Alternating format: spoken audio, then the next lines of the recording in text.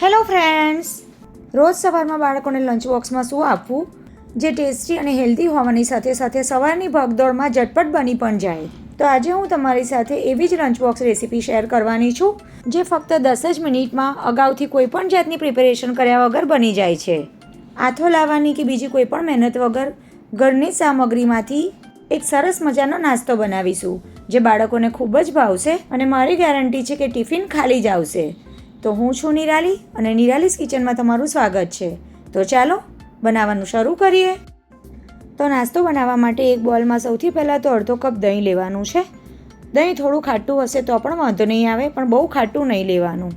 હવે આપણે એમાં 2 ફાઇન ચોપ કરેલા લીલા મરચાં, 2 ટેબલસ્પૂન જેટલા લીલા ઝીણા સમારેલા ધાણા અને અડધું કેપ્સિકમ, અડધું ટામેટું અને એક મીડિયમ સાઇઝની ડુંગળી લીધી છે અને આ ત્રણેયને આપણે ફાઇન ચોપ કરીને દહીંમાં ઉમેરી દઈશું. હવે આ બધી જ વસ્તુને પહેલાં તો આપણે દહીં સાથે સારી રીતે મિક્સ કરી લેવાની છે. મેં અહીં ડુંગળી, ટામેટું અને કેપ્સિકમ લીધા છે. તમે તમારી ચોઈસ પ્રમાણે તમને ગમતા કોઈ પણ વેજીટેબલ્સ એમાં ઉમેરી શકો છો. હવે બરાબર મિક્સ થઈ જાય ત્યાર પછી આપણે જેટલું દહીં લીધું છે એટલો જ સોજી ઉમેરવાનો છે. તો અડધો કપ મેં દહીં લીધું હતું અને એની સામે અડધો કપ સોજી લીધો છે. મિક્સ કરી લઈએ બરાબર. અને મેં અહીં ઝીણો સોજી લીધો છે. તમારી પાસે જો મોટા દાણાવાળો હોય તો મિક્સર જારમાં એકવાર ગ્રાઇન્ડ કરી લેશો એટલે ઝીણો થઈ જશે. તો પાણી ઉમેર્યા વગર દહીં સાથે જ મેં સોજીને બરાબર મિક્સ કરી લીધો અને હવે બેટરની કન્સિસ્ટન્સી સેટ કરવા માટે જરૂરિયાત મુજબનું પાણી ઉમેરી દઈશું. બહુ વધારે જાડું નહીં અને બહુ પાતળું પણ નહીં, એવું મીડિયમ કન્સિસ્ટન્સીવાળું બેટર રાખવાનું છે. તો થોડું થોડું પાણી ઉમેરતા જઈશું અને મિક્સ કરી લઈશું.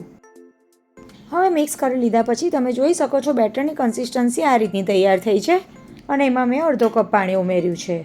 હવે આ બેટરમાંથી આપણે તરત જ નાસ્તો નથી બનાવવાનો. ઢાંકણ ઢાંકીને ફક્ત 5 મિનિટનો રેસ્ટ આપીશું. 5 મિનિટ પછી બેટરને જોઈ લઈએ તો પહેલાં કરતાં બેટર થોડું થીક થયું છે અને સોજી થોડો ફૂલી ગયો છે, પણ પાણી અત્યારે એમાં બિલકુલ નથી ઉમેરવાનું. બેટરની કન્સિસ્ટન્સી પરફેક્ટ છે. તો હવે આપણે એમાં ઉમેરીશું સ્વાદ પ્રમાણે મીઠું, 1/2 ટીસ્પૂન જેટલો ચાટ મસાલો અને 1/4 ટીસ્પૂન જેટલો મરી પાવડર.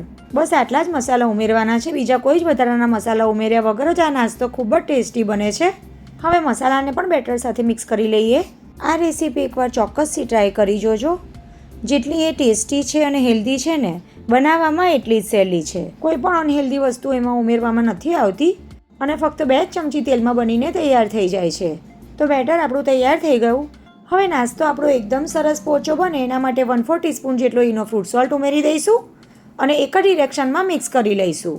ઈનોની જગ્યાએ તમે કુકિંગ સોડા પણ ઉમેરી શકો છો, પણ કુકિંગ સોડા ઉમેરો તો એને એક્ટિવેટ કરવા માટે અડધા લીંબુનો રસ ઉમેરી દેજો.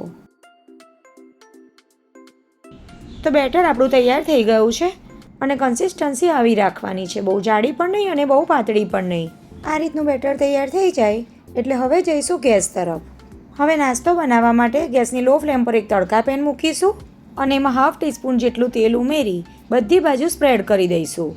હવે વઘાર માટે એમાં થોડા રાઈના દાણા, થોડું જીરું અને થોડા સફેદ તલ ઉમેરીશું અને આ ત્રણેય વસ્તુ એકદમ સરસ ક્રેકલ થઈ જાય એટલે આપણે જે બેટર તૈયાર કર્યું છે એમાંથી અડધા ચમચા જેટલું બેટર પેનમાં ઉમેરી દઈશું અને ઢાંકણ ઢાંકીને લો ફ્લેમ પર થવા દઈશું. અહીં ખાસ તમારે ગેસની ફ્લેમ લો રાખવાની છે અને એની ઉપરની સપાટી આ રીતે ડ્રાય થઈ જાય એટલે ચમચાની મદદથી પલટાવી લઈશું.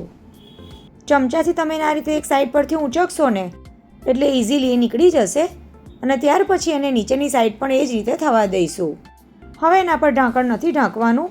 ખુલ્લું જ આ રીતે તમે એને 1 મિનિટ જેવું થવા દેશો ને એટલે બહારથી એકદમ ક્રિસ્પી અને અંદરથી એકદમ સોફ્ટ એવો નાસ્તો બનીને તૈયાર થઈ ગયો. તો એક જ સાઈડ તમારે ઢાંકણ ઢાંકીને થવા દેવાનું છે. ત્યાર પછી સાઈડ ચેન્જ કરીને ખુલ્લું જ થવા દેવાનું. એક બેચને તૈયાર થતાં 1 જ મિનિટ જેટલો સમય લાગે છે અને હવે એ જ રીતે આપણે બાકીનો બધો જ નાસ્તો બનાવીને તૈયાર કરી લઈશું. એક સાથે બહુ વધારે બેટર નહીં ઉમેરી દેવાનું. એક નાના ચમચા જેટલું જ બેટર ઉમેરવાનું છે કારણ કે નાસ્તો આપણે બાળકોના લંચ બોક્સ માટે બનાવી રહ્યા છે. તમારે જો સવારના બ્રેકફાસ્ટ માટે બનાવવો હોય તો નાની કઢાઈમાં પણ બનાવી શકો છો. તો ફ્રેન્ડ્સ, તમે જોયું ને કે ઘરના જ બેઝિક ઇન્ગ્રેડિયન્ટ્સથી ખૂબ જ ટેસ્ટી નાસ્તો બનીને તૈયાર થઈ ગયો.